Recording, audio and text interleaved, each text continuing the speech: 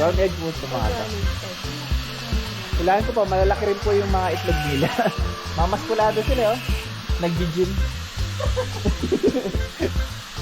Hindi, ang lalaki kasi, pati yung aso kaya, ang lalaki po ng mga aso dito, no? Alagang-alaga sila. Tagumbaw. Para siyang pundol na maliit. So, tingnan niyo po.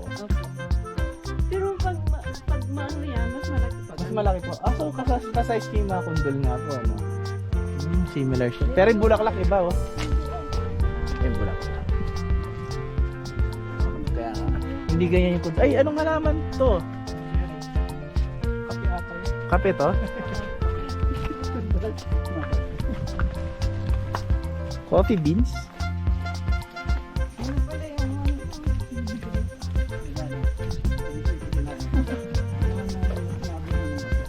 So dito naka-buff sila lahat do, pre, pati yung tubo ang tataba eh.